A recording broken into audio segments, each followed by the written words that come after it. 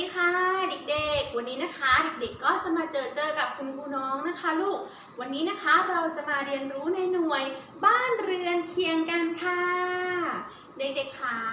เด็กๆรู้ไหมคะว่าในหน่วยบ้านเรือนเคียงกันเนี่ยมีสาระสำคัญที่เราจะต้องเรียนรู้นะคะอย่างแรกเลยค่ะเด็กๆจะต้องรู้จักชื่อเพื่อนบ้านนะคะ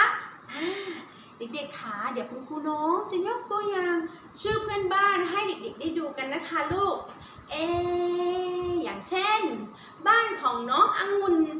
อยู่ใกล้กับพี่แอปเปิ้ลแล้วก็บ้านของพี่แอปเปิ้ลอาจจะอยู่ใกล้กับน้องแก้วมังกรใช่ไหมคะแล้วบ้านของเพื่อนบ้านของเด็กๆล่ะคะอยู่ใกล้กับบ้านใครบ้างเด็กๆอย่าลืมส่งคลิปให้คุณครูดูด้วยนะคะต่อไปค่ะการปฏิบัติตนต่อเพื่อนบ้านนะคะเราจะต้องปฏิบัติตนอย่างไรบ้างอย่างแรกเลยค่ะเมื่อเรามีเพื่อนบ้านที่อยู่ใกล้กับบ้านของเราเราก็จะต้องทำความรู้จักชื่อของเพื่อนบ้านก่อนนะคะเสร็จแล้วเราก็จะต้องปฏิบัติตนต่อเพื่อนบ้านก็คือเป็นเพื่อนบ้านที่ดีค่ะแล้วก็มีน้ำใจต่อเพื่อนบ้านด้วยนะคะต่อไปค่ะเด็กๆค่ะเราจะต้องปฏิบัติตนในการช่วยเหลือเพื่อนบ้านช่วยเหลือซึ่งกันและกันช่วยเหลืออย่างไรดีนะเราจะต้องมีน้ำใจใช่ไหมคะมีน้ำใจกับเพื่อนบ้านรู้จักแบ่งปันแล้วที่สำคัญเราก็ไม่ควรจะทะเลาะวิวาทกับเพื่อนบ้านนะคะเราจะต้องสามัคคีกับเพื่อนบ้านด้วยค่ะต่อไปค่ะเด็กๆก็จะต้องมีกิจกรรมทำกิจกรรมร่วมกับเพื่อนบ้านด้วยค่ะในการทำกิจกรรมเนี่ยเด็กๆหลายๆคนคุณครูน้องเชื่อเลยนะว่าหนูจะต้องเคยทำกิจกรรมร่วมกับเพื่อนบ้านแน่นอนเลยค่ะ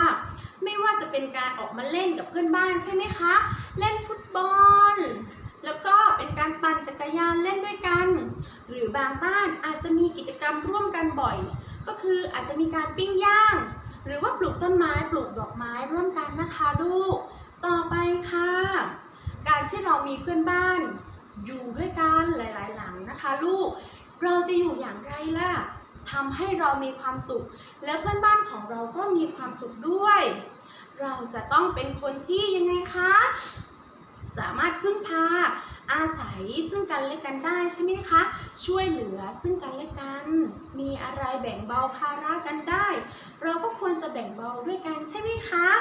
สุดท้ายนี้นะคะคุณครูน้องก็ขอฝากไว้ด้วยนะคะให้เด็กๆทุกๆคนนะคะเป็นเด็กที่ดีแล้วก็น่ารักกับใครน่ารักกับคุณพ่อคุณแม่บุคคลในบ้านแล้วก็น่ารักกับเพื่อนบ้านทุกๆคนด้วยนะคะเด็กๆต้องรู้จัก